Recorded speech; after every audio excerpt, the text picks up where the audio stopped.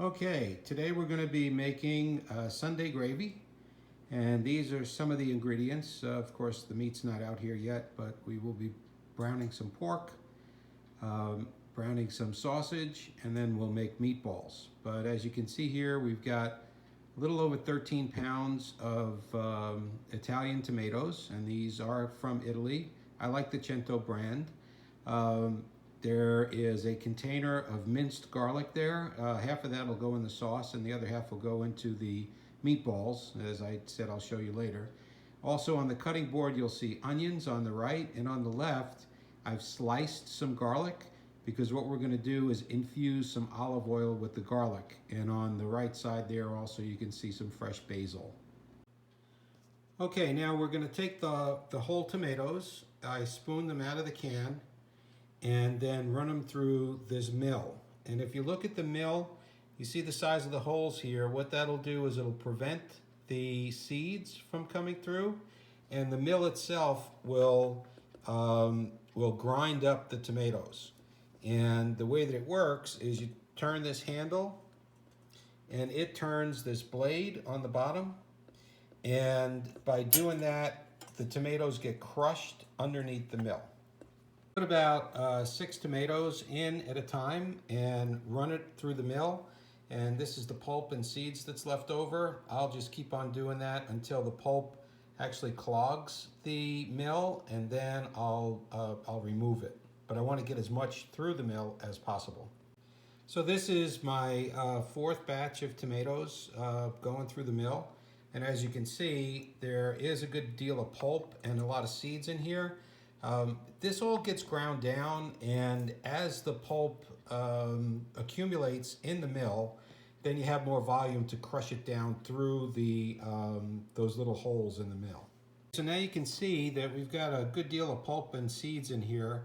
What I'm going to do now is I'm going to clean this out and then finish straining or crushing the tomatoes. Okay, the tomatoes are finally crushed and it's time to start cooking. We're going to infuse the olive oil with garlic, and we'll get started on that next. Now this is a large pot. We're going to be cooking a good bit of sauce.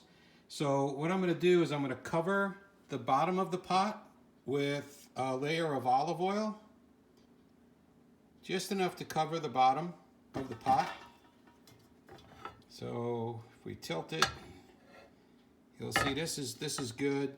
It's a perfect layer. Now what I'm going to do is I'm going to tilt the pot so that the olive oil pools in one place, and then I'm going to heat it up and we'll fry the garlic in there. We're going to fry it not until it's black, but until it's just golden brown, and then we're going to remove it from the oil. So I've got my pot propped up with my tea kettle back here, and this is a little precarious, so you don't want to leave it this way, but I wanted to prop it up so that I could show you the pool of oil here, and then we're going to throw the garlic in as soon as the oil starts to get warm. You'll see there'll be some motion in the oil itself, and that'll be time to put the garlic in. So I put a single piece of garlic in right now just to test to see if the oil is hot enough. And as you can see, it's just starting to cook in there. You see little bubbles coming up from the garlic. And so it's about time now to put the rest of the garlic in. And these are the sliced pieces of garlic that I had. I sliced them kind of thick because, like I said earlier, we're going to remove them from the oil. You don't want them to be too small because then it makes it more difficult to remove with a fork. So let's put the rest of our garlic in there. And you heard that it started to fry just a little bit, and the garlic is starting to cook, as you can see. And then once this gets to be, like I said, a golden brown, I'll be removing the garlic with a fork. And then we're going to use this oil to brown our meat. The garlic is cooking nicely now. I wish you could smell this. It smells awesome. And like I said, we're going to let it go until it starts to get a golden brown. Okay, so as you can see, the garlic is starting to turn brown, and I'm going to start removing it from the oil. I don't want it to burn in there because I don't want that burnt taste of garlic. The whole idea behind this is just to infuse the oil with the flavor of the garlic before we use it to brown our meat. Okay, so what we're going to do is we're going to brown our meat now in that garlic infused oil. These are some pork spare ribs, and I'm going to portion them. This is about a half a rack, and I'm going to portion them into 2 bones a piece. And then I've got 10 fresh mild Italian sausage. I don't like to put the hot in there. I'm not a big spice guy, but if you do enjoy it to be a little warm, you can put the hot Italian sausage in there as well. The primary purpose of putting the pork in is really for flavor, but it's become so popular now, I decided to go ahead and portion them into single spare ribs so that this way more than 3 people can get a piece of pork. So I'll go ahead and put these in the pot now. Okay, so our spare ribs are in the pot right now and they're browning. We're going to let them go until they get brown. There'll be some bits that stick to the bottom of the pot, but that's okay. Don't worry about that because we're going to deglaze the pot when we're done browning the spare ribs and the sausage. We'll deglaze the pot with some red wine. And we'll take a look at that in just a little bit. So I'm going to let these go, and once they get brown, we'll be back. Okay, these are about ready to turn over, so we're going to season them now with a little bit of salt and pepper. There's some sea salt and freshly ground pepper.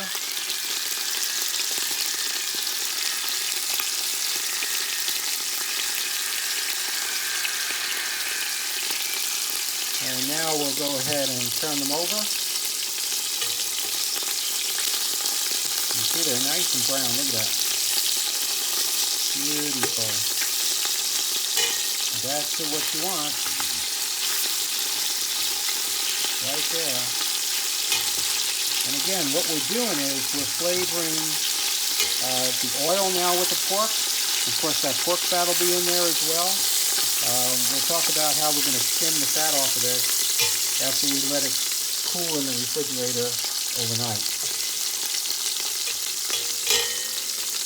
The spare ribs have browned up nicely, so we're going to go ahead and remove them, put them in a separate bowl, and then what we're going to do is we're going to put our sausage in and brown it as well. As you can see, both sides of this is nice and golden brown, and we'll do the same with our sausage. So now we got our sausage in here, and there are 10 sausages, which is, it looks like it's just the right amount for this pot.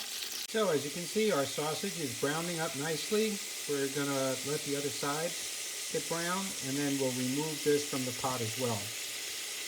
Once we remove the sausage, we'll be putting in our onions. We cook those just to clarify a little bit, and then we'll put in the minced garlic just until it starts to give off its aroma, and then we'll add some wine. We're about to take out our last piece of sausage. You'll see there's lots of nice brown bits in the bottom of the pan. That'll all get deglazed when we put in the wine, but right now we're going to add the onions, saute them for a little bit till they start to clarify, and then we'll put in our garlic. Onions are in the pot and they're cooking nicely. Like I said, we're going to wait until they start to clarify a little bit, and then we'll add our garlic. I've got a good deal of garlic here, and that's a pretty good sized container, and I'll use about half of it for this sauce. Okay, so as you can see, the onions now are starting to clarify. So we're going to go ahead and put in our garlic. And the garlic will just saute for about a minute, minute and a half, just till it starts giving off its bouquet. Okay, the garlic's in the pot. So let's go ahead and stir it in.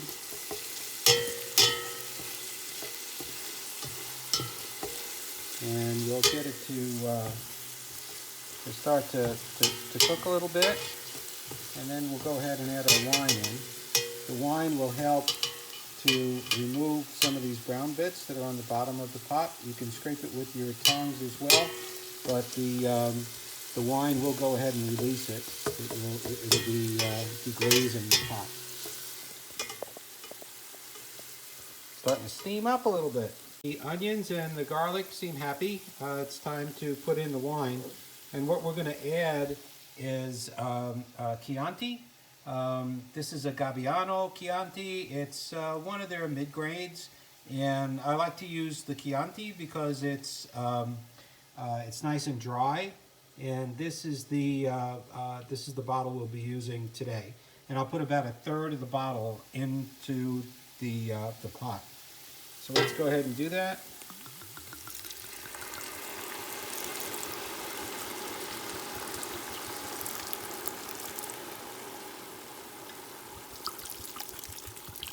No more wine never hurt anybody. There we go. So that's chilled it out a little bit. We'll turn up the heat just a bit. Let it go ahead and come to a boil. And then we will add our tomatoes. Okay, our wine and onion garlic mixture is simmering nicely right now. And I've used the tongs and gone all across the bottom of the pot to get up any little pieces that might have stuck from the pork or from the sausage. And that's all being incorporated now into this wine mixture. I'm going to let it reduce just a little bit more, about half, and then I'll be adding the tomatoes in. I just love the way this looks. It's so awesome. It's just simmering nicely. The alcohol is being burned out off of the wine, so we'll be left with just the flavor.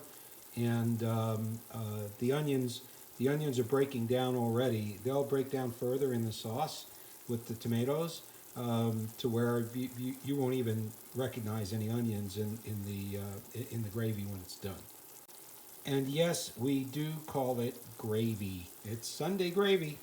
Okay, our wine has reduced about in half, so what we're going to do now is we're going to add our tomatoes. Okay, here we go. So the key is to try not to splash it too much.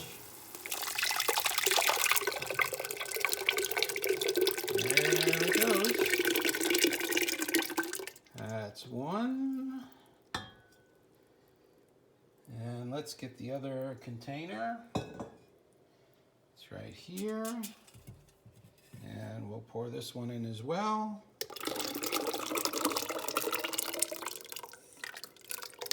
Okay. That might look a little thin right now, but it will thicken up as we cook it down. Now the other thing we're going to do at this point is add in the fresh basil. We're going to put some salt and pepper in here. What I like to do is just cover the surface with salt. Just enough to get a layer all the way across. You don't want to put too much in because we'll be tasting it as we go to make sure the flavor's okay. It may need some extra salt and pepper, but better to be able to add than to over salt it for sure. And you'll see that there's some grease that's already starting to accumulate here. We'll be removing a good bit of that once the sauce cools overnight in the pot. But we're going to let this cook for about 3 hours.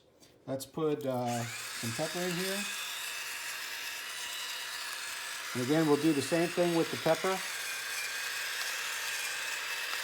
You can see it's hitting the surface of the tomatoes. And we're going to make sure that we've got a layer of pepper all the way across. Sorry, no exact measurements here. You've got to use your judgment. And in this case, we're making a lot of sauce. Now you might be thinking, why are you making so much? Are you cooking for an army? No, this is dinner for probably, there'll be 5 or 6 of us. But I like to make a lot because this freezes well. And it's excellent for other dishes that we'll make later on with it. Lasagna. Tomorrow for dinner we'll be having ravioli. But you can use it for making eggplant parmesan. It's just a perfect sauce for just about anything that you're going to make Italian. So Let's put in our bay leaves. See where we are right now. And in a pot this size, we need to put in about 5 or 6 bay leaves. So we'll put in our bay leaves. I do this to make sure that I know how many we're putting in. We got 4. And let's put in another. So we'll have 5 bay leaves in this pot. It's like I said, it's a pretty big pot. And now we'll put in the basil. So I've coarsely chopped the basil, and we're going to add that into the sauce as well. Okay, so now we're going to stir our basil and the bay leaves into the sauce. And you know, you got to use a wooden spoon. It's very important. Grandma said always use a wooden spoon. So let's go ahead and stir this in. And as soon as we have this stirred in, then we'll go ahead and put our meat back into the pot, and then we'll make our meatballs.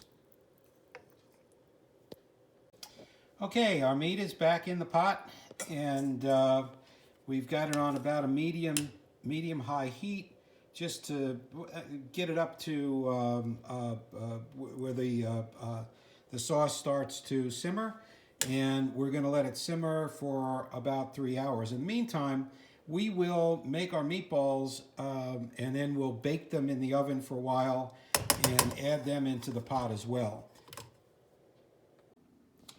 Okay, our sauce is coming along really nicely. At this point is when you want some nice, fresh, crisp Italian bread to dip in there to taste it. Now, being gluten-free, I don't use the bread, but a little bit on the spoon is perfect, and this sauce is really coming out good. We're going to make the meatballs now. Now, here are the ingredients for the meatballs. We need some Italian breadcrumbs. These are gluten-free, by the way. This is about a little over 2.5 pounds of ground beef. We need to put in some eggs, some Romano cheese, salt, pepper, and fresh parsley. And of course, you don't want to forget your garlic.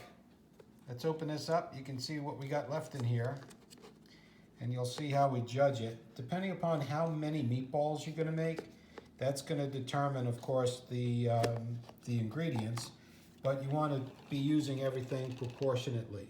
For this amount of chopped meat, we're going to use 3 small eggs. Usually every pound of chopped meat, you're going to use 1 large egg. But because we have almost 3 pounds, but a little over, it's 2.65 pounds, I'm using 3 small eggs. Okay, I flattened the chopped meat in the bottom of the bowl just so that I can judge what it is that I'm putting in here. And hold on a second. Okay, I flattened the chopped meat into the bottom of the bowl. This way I can judge, my ingredients. So I'm going to start with salt. And again, I'm going to put a layer of salt on the entire surface of the chopped meat. And just based on experience, that tells me about the amount that I need. I don't make it a real thick layer, just a single layer of salt on the chopped meat. I'll do the same thing with the pepper. Pepper will take a little bit longer.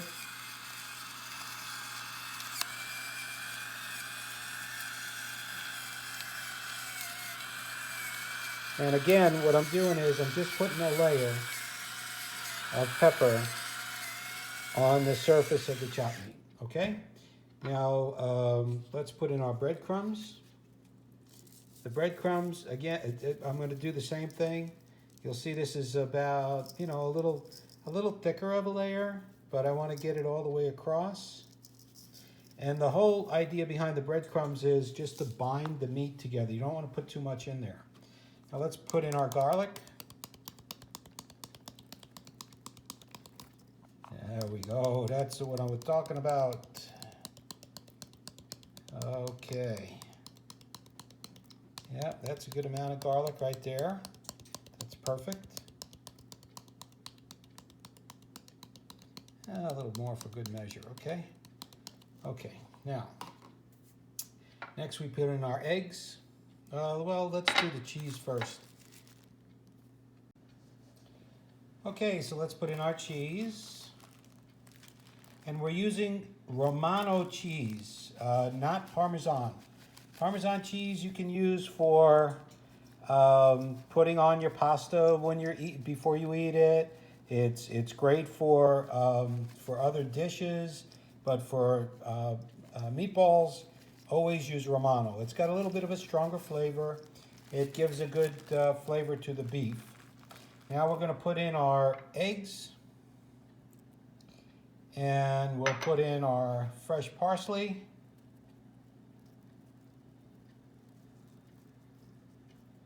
Hope you can see this. Okay, some fresh parsley. And now we're ready to mix the meat. Now you got to mix it with your hands. You're going to squish it in your hands. It's going to be cold, so those of us with arthritis, it does bother our hands a little bit, but it's the only way to mix it.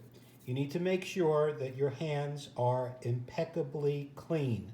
Make sure you clean under your nails and all of that good stuff. I mean, I'm kind of particular about that anyway, as my wife will attest to, but you really need to make sure that your hands are clean when you're doing this.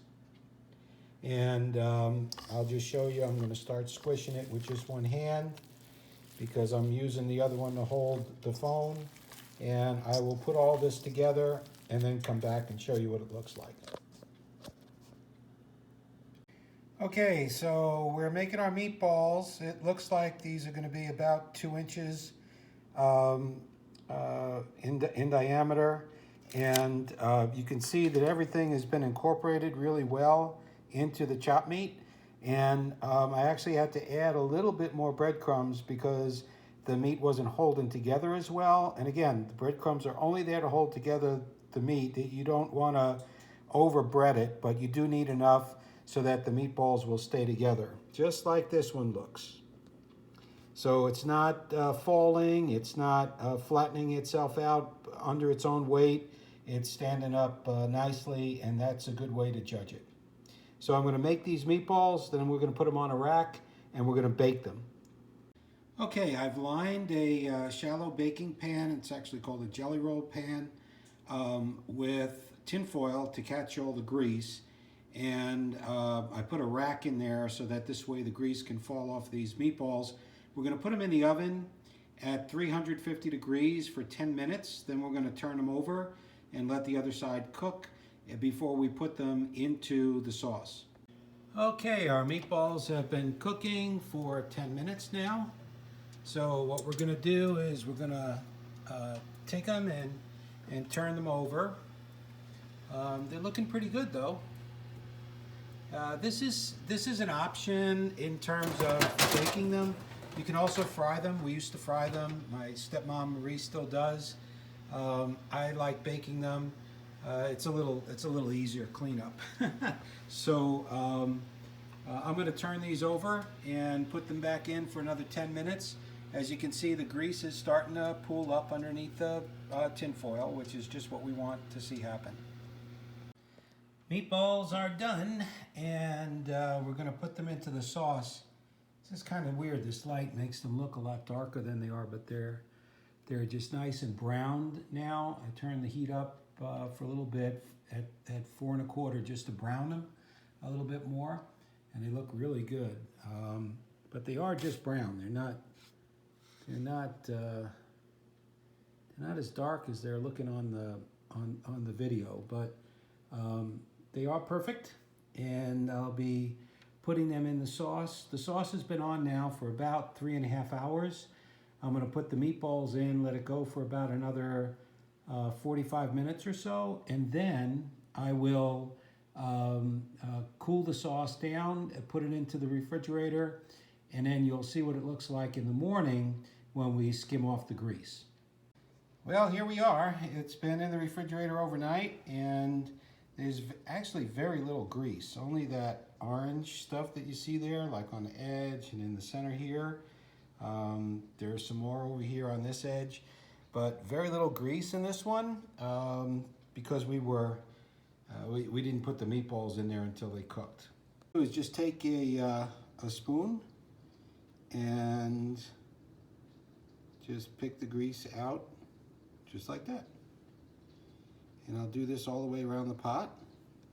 Just get the grease out, and we'll be ready to warm up our sauce.